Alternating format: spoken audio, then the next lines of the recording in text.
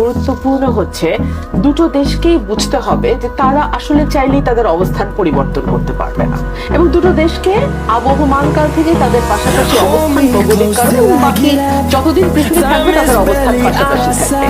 ভারতকে যেটা বুঝতে হবে যে এতদিন ভারত বাংলাদেশকে যেভাবে তার অঙ্গরাজ্য করদরাজ্য যেতে পারে যেভাবে তারা ফিট করে এসছে, সময় যে যুগে বাংলাদেশ প্রবেশ করেছে, যে রাজনীতির পরিবর্তন এবং যেই নতুন বাংলাদেশের কথা, নতুন জেনারেশন আমরা দেখছি চারপাশে, তারা কিন্তু আর এই দাদাগিরি মেনে নিতে না। এটা ভারতকে একদম পরিষ্কারভাবে বুঝতে হবে। আপনি অলরেডি দেখেছেন, যেটা আমরা গত 15 বছরে দেখি নাই, বিভিন্ন ইস্যুতে এই সরকার কিন্তু ভারতের চোখে চোখ রেখে কথা বলেছে। বিভিন্ন ইস্যুতে আমরা সরকারকে খুবই কড়া বার্তা দিতে দেখেছি ভারতকে, এবং লাস্টে যখন ভারতের হাই কমিশনারকে তলব করা হলো 5 বছরের মধ্যে প্রথম, একদমই তাই। এবং নট অনলি ভারতের হাই কমিশনার, আমরা দেখলাম ব্রিটিশ হাই কমিশনারকেও কিন্তু তলব করা হলো। তারা কিন্তু একটু বলা হয়েছে যে তারা যে রিপোর্ট দিয়েছে সেখানে ভুল তথ্য ছড়াছড়ি। তো এই জায়গাগুলোতে একটা বিরাট পরিবর্তন এসছে, এবং এই পরিবর্তনের সঙ্গে ভারত যত দ্রুত খাপ খাওয়াবে ততই ভালো। এক, দুই হচ্ছে ভারতের সকলেই যে বিনা ফিক্রি ময়ূক বা বিনা ক্রন্দনের মতো কথা বলে not necessarily।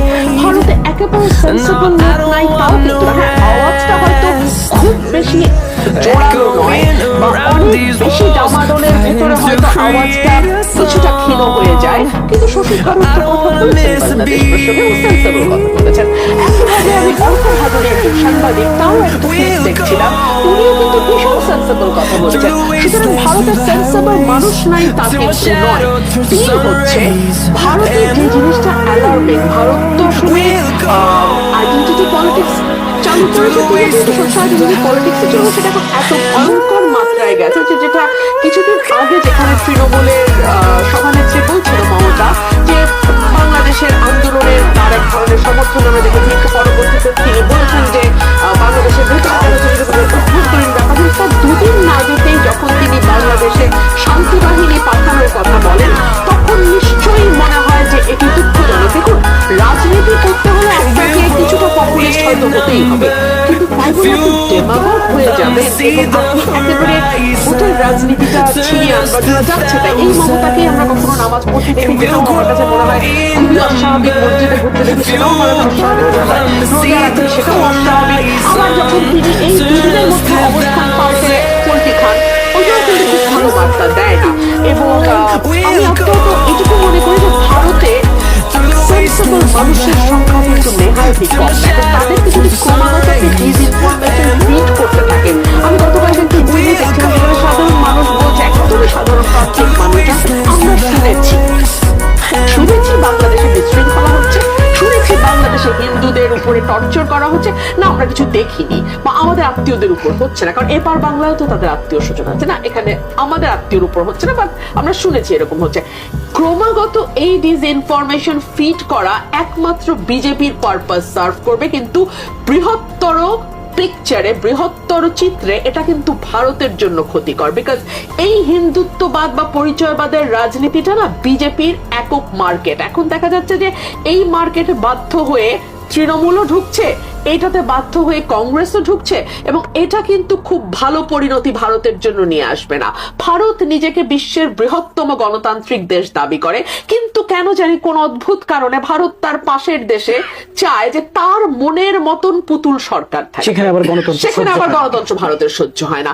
14, 18, 24 নির্বাচনে তারা কাছা খুলে শেখ হাসিনাকে সাপোর্ট করে, তখন তাদের ন্যূনতম চোখের পর্দাটাও থাকে না। ভারত নিজেকে অসাম্প্রদায়িক দেশ বলে দাবি করে, কিন্তু যখন গরুর মাংস রাখবার কারণে একজন মুসলমানকে পিটিয়ে মারা হয়, তখন সেটা কিন্তু ভারতের মাটিতেই ঘটে। কিংবা ধরেন মণিপুরে গত বছর যেটা হলো, 50 দিন ধরে খ্রিস্টান এবং হিন্দুদের মধ্যে যেই ভীষণ রকম দাঙ্গা, সেটাকে বলা হলো যে গৃহযুদ্ধের দিকে যাচ্ছে মোটামুটি মণিপুরে। আমরা দেখলাম কাশ্মীরে মুসলমানদের উপর যে আচরণ তারা করে, সেটা তো আসলে কোনো সভ্য সেকুলার কান্ট্রি করতে পারে না। সো ভারতকেও আসলে বুঝতে হবে, এবং আসলে তার পথটা তাকেই ঠিক করতে হবে, ভারত আসলে কি চায়। এবং পররাষ্ট্রনীতির ক্ষেত্রে ভারতকে একটা বিষয় মস্তিষ্কের ভেতরে ঢুকিয়ে নিতে হবে, যে তারা হাসিনা মার্কা কোনো সরকার আর কোনোদিন পাবে না। এক, দুই হলো তারা যদি বেশি বাড়াবাড়ি করে তাহলে কিন্তু তারা একে তো 18 কোটি মানুষের দেশের 90% মানুষ ভারতের ব্যাপারে শুরু থেকেই বৈরী নানান কারণে, সেই কারণগুলো আপনি চাইলে একটা একটা করে বলবো, বাট নানান কারণে তারা বৈরী। সেটাকে তারা আরো বেশি বৈরী যদি করতে না চায়, এখনই তাদের সময় ব্রেক চাপার। তারা যেভাবে এসকালেটর চাপছে না, ওটা না চাপে তাদের ব্রেক চাপার সময়। আসাদুজ্জামান ফদে, যে ব্রেক কি ভারত চাপবে কিনা, আর এই যে খাপ খাওয়াতে আর কত সময় লাগবে তাদের? 4 মাস তো পেরিয়ে গেল। ভারতের চেহারা স্রোতের অবস্থাটা হয়েছে, আপনি যে দুর্ভিক্ষ পীড়িত অঞ্চলের ছেলে মেয়ে বাচ্চাদেরকে যদি দেখেন, দেখবেন যে ওরা সাইজে ডানে ভাবে হাত পা গুলো খুব চিকন, পেটটা অনেক মোটা। আবার দেখবেন কিছু লোকজন আছে যে সাইজে অনেক লম্বা, বিশাল 38-এর চেস্ট, কিন্তু প্রচন্ড ভীতু। ভারত হচ্ছে এরকম পুষ্টিহীনতায় ভোগা একটা জাতি। সে তার সাইজ দেখে মাঝে মধ্যে একটু বিব্রত হয় এবং কনফিউজড হয়ে যায় যে আসলে আমি কি, কোন সাইজের আর কি। ভারতের বাস্তবতা হচ্ছে যে 1962 সালে সে যখন চীনের সাথে যুদ্ধে হেরে গেল, অরুণাচল 3 দিনের জন্য পরাজিত ছিল, চাইনিজরা আবার 3 দিন পরে নিজেরা উইথড্র করে চলে গেছে। নেহেরুর মৃত্যুর কিন্তু একটা বড় কারণ বলা হয় যে এই চায়নার সাথে যুদ্ধের যে পরাজয়, এটা সে মেনে নিতে পারে নাই এবং তার একটা স্লো ডেথ হয়েছে 2 বছর পরে। তার পরাজয় মেনে নেওয়াটা জটিল, কোনো সন্দেহ নাই। কিন্তু ভারতকে বুঝতে হবে যে 77 বছরের ইতিহাসে তার বিদেশ নীতিতে অলমোস্ট কোনো সাকসেস নাই। ডিপ্লোম্যাট এবং ফরেন অ্যাফেয়ার্স আপনার গত প্রায় 10-15 বছর আগে ভারতের ফরেন পলিসি নিয়ে একটা সিরিজ রিপোর্ট করেছিল। তার ভিতরে তারা দেখিয়েছে যে গত 77 বছরের ইতিহাসে ভারতের কোনো ফরেন পলিসি সাকসেস নাই, এক্সেপ্ট 71 সালে তারা পাকিস্তানকে ভাগ করেছে। এবং ইন্দিরা গান্ধীর যে মতামত ছিল যুদ্ধের পক্ষে, তখন কিন্তু খুব সিরিয়াস ডিসেন্টিং ওপিনিয়নও ভারতে তখন ছিল ওখানকার বুদ্ধিজীবী, সামরিক নেতৃবৃন্দ এবং রাজনৈতিক দলের মধ্যে, যে আপনি কি একটা পাকিস্তানের বদলে আমার 2টা প্রান্তে কি 2টা পাকিস্তান তৈরি করছেন কিনা। তখন এই লড়াইটা কিন্তু আপনাকে 2 প্রান্তে করতে হবে। তো এই মতামতগুলো কিন্তু ওখানে ছিল। সেই পরাজয়ের জায়গাটা ভারত এখনো মেনে নিতে পারছে না, যে আমার 77 বছরে যে আমার ফরেন পলিসি ডিজাস্টার আছে, এই পরাজয়টা মেনে নিতে পারাটা হচ্ছে সুপার পাওয়ার হতে পারবে কি পারবে না তার শর্ত। এবং ভারতকে যে কারণে আমি পার্সোনালি সবসময় বলি যে ভারত কখনো সুপার পাওয়ার হইতে পারবে না।